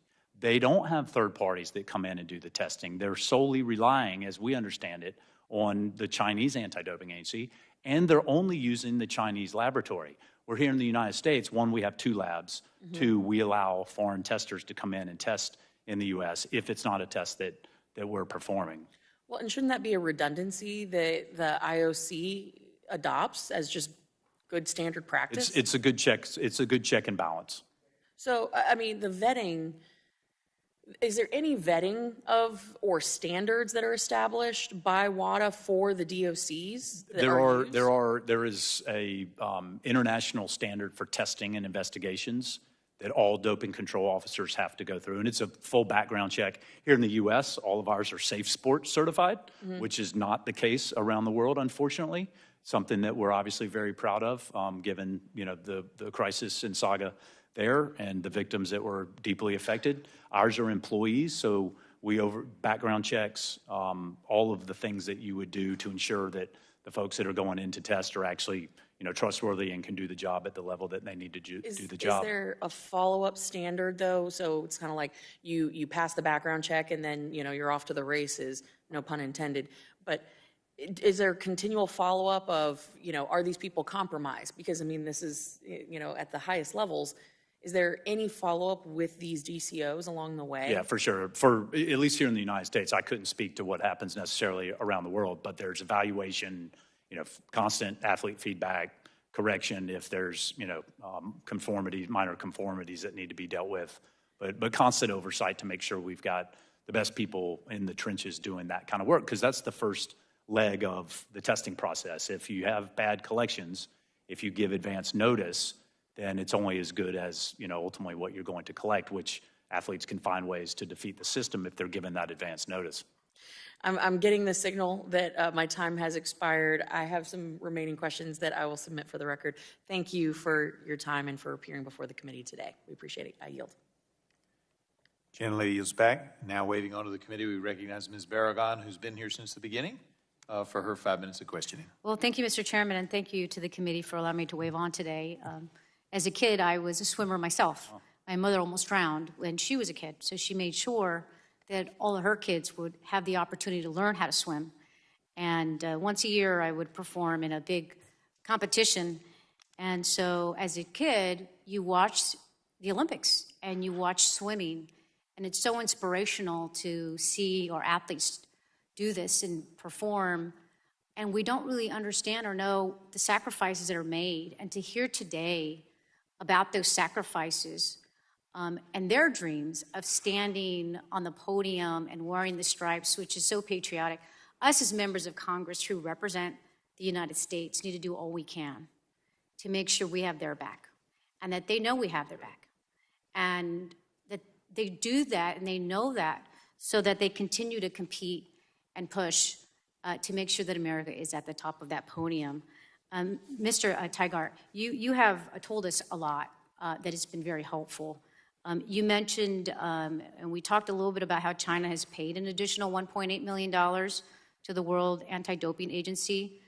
How common is it for a nation to pay more than its dues? Is that normal or not so much? I don't think it's all that normal. I know in the investigations that I mentioned earlier, they gave out of that 1.8 roughly extra money above their dues. 500,000 was earmarked for investigations. My understanding is that's the only money that was extra that went to earmark specifically for the investigations division. But there have been other opportunities where governments have given extra money to the World Anti-Doping Agency for a science project or to develop a new collection model or something along those lines. The other really rare thing that I'll mention is that WADA also had a private sponsorship. They had 2 private sponsorships.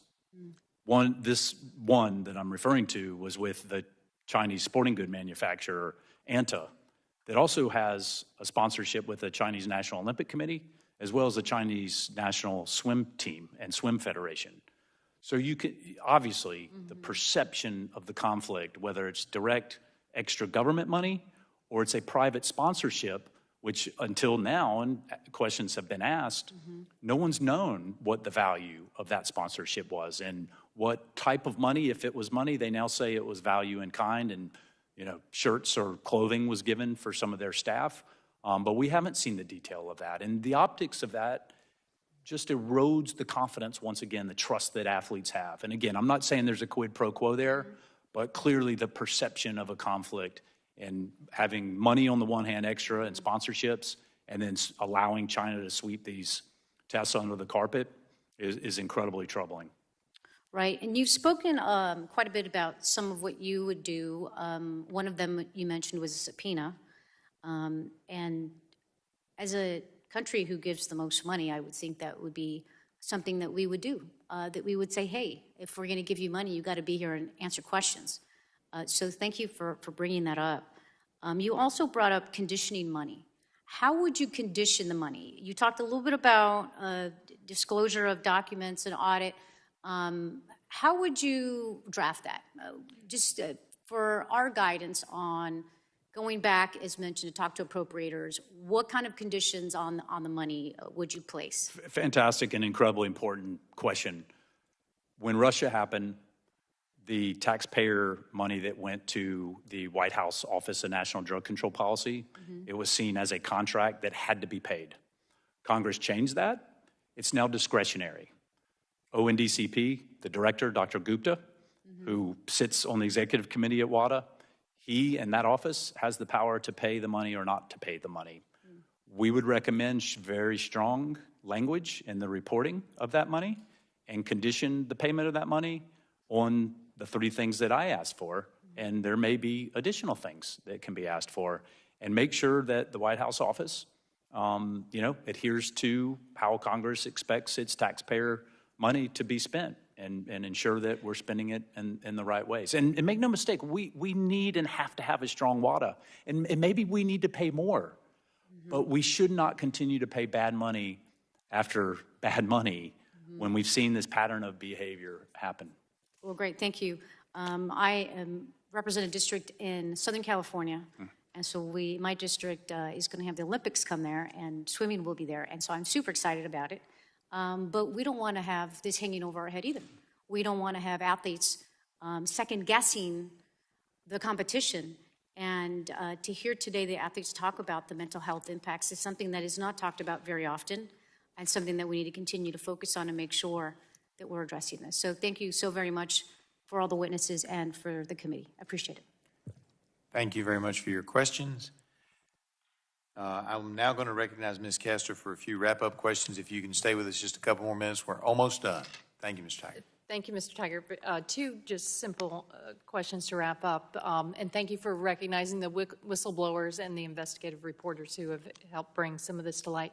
So the Summer Olympic Games in Tokyo, they were July 23rd, August 8th, 2021. Chinada had collected the samples from the Chinese swimmers that January and reported to WADA. Was that really done through the International Testing Agency and the doping control officers? What is that step that WADA actually received the reports about the Chinese swimmers? Yeah, the Chinese anti-doping agency, Chinada, as we understand what's been reported, collected the samples, sent them to the Beijing laboratory that ran the samples.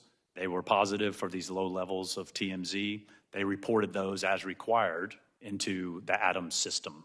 So WADA and World Aquatics were on notice in March, as they've said, of these positive tests that were collected in early January of 2021. Would there have been any way for them to when they went to the laboratory, for them to say, oh, they're all clean and no problem here? Or is there some check at the with the doping control officers or the testing agency or World Aquatics? Well, certainly we saw in Russia, the lab itself was corrupt and was not doing the job that it was required to do. Here, the lab, and good for the lab, ran the samples and reported them to WADA. It then fell back to Chinada, who brought in the government to help them with the investigation, and they came up with this story that it was contamination. Then Chinada swept them under the carpet and didn't follow the rules that they were required to follow, and then sent that file as they're required to WADA, who was okay with it. Okay, that's helpful. So the International Olympic Committee, they say right in their mission statement, I read it at the start of the hearing, that they exist to encourage and support the promotion of ethics and good governance in sport, to protect clean athletes and the integrity of sport by leading the fight against doping and by taking action against all forms of manipulation of competitions and related corruption. What can the IOC do now that this has come to light? They could solve the problem tomorrow. They could remove themselves from the governing boards, so remove the fox from guarding the hen house, and continue to fund and maybe also increase their funding, and let WADA be the watchdog, not their lapdog, when it comes time to enforcing the rules. And what recourse since they have athletes that are headed to Paris, would there be some recourse there as well? We have to get to athletes deserve justice, and it's not just U.S. athletes, other athletes that swam in the 2021 Olympics, and athletes who are going into the Paris Olympics for 2024. We have to get justice for those athletes. It's not fair for them to be haunted, as you heard from Allison Schmitt, for the rest of their lives, whether or not those athletes from China who had these positive tests should have been there or not. And it's why we need someone that understands the rules, that's given the freedom and the access to dive into the cases themselves, not a review of what WADA did, but actually get to the facts of the cases, prosecute the cases like we have called for from the very beginning, and get justice for all the world's athletes. Thank you. I yield back. Gentlelady yields back. I have a few follow-up questions. One, I thought it was a good point you made earlier that some of the Chinese swimmers were did not test positive for the illegal substance, and they too were cheated. That's right. And so when you talk about the athletes of the world, it includes the Chinese athletes, or in the case of Russia, the Russian athletes who maybe didn't get that spot, that number 1 or 2 spot, because they were knocked out because of performance-enhancing drugs by some of their colleagues. We talked about how we give about $4 million to WADA. We talked about the International Olympic Committee being on the WADA board, and therefore you've got the fox watching the hen house. And I think it was in your testimony, but I don't want to put words in your mouth because it's been a long night and I don't know that I remember. But I believe in your written testimony, you indicated that maybe NBC, as a major contributor of funds to the IOC, might have influence on this as well. Did I remember that correctly, or was that somebody else's? I for sure made reference to the sponsors. Listen, it's you can look at the numbers. The U.S. companies, including NBC, that pays a lot of money to broadcast it in the largest market, most valuable market here in the United States, have a lot of influence at the IOC. We would hope the sponsors will listen to the athletes and finally say enough is enough, IOC, get this fixed. And it's a simple fix. Make it independent, have it do the right thing to try to win this for clean athletes, not just go through a charade where we pretend that we have clean sport, but actually provide clean sport. And look, I think we can say, and no country, and please do not misunderstand me, the U.S. included, we've had some of the most hardcore intentional cheaters. Look at the Lance Armstrong case. Go back to the Balco case. We removed 5 medals from one of our top athletes back in 2000. But you can win it, and you can raise a generation of athletes like you've heard from today who want to do it the right way. No kid on a playground grows up and says, oh, I can't wait to be an Olympian so I can inject myself with dangerous drugs. It just doesn't happen. People want to win the right way. We know you're not a winner if you cheat to win, but we have to build a system that's fair and firmly applies without fear or favor to every country and every athlete what the rules dictate. Well said. I yield back. I want to thank all of our witnesses, but particularly you, Mr. Tigert, since you're the only one left standing. The lone survivor. For your testimony today. Seeing there are no further members wishing to ask questions, I would like to thank our witnesses for being here. I would ask unanimous consent to insert in the record documents included on the staff hearing documents list. I don't think we have any, though, do we? Without objection, that will be the order. Pursuant to committee rules, I remind members they have 10 business days to submit additional questions for the record, and I ask the witnesses to submit their responses within 10 business days upon receipt of the questions. Now, that said, this was a little bit of an experiment. Didn't work as well as I had hoped, but I've been advocating for at least 6 years, maybe 8, that we do night hearings. So thank you, Mr. Tigert. I appreciate our other witnesses who had to leave for participating in this experiment. I want to get it shortened up where we start at 6 and we end at 8:30, but we'll make it happen. Without objection, subcommittee is adjourned.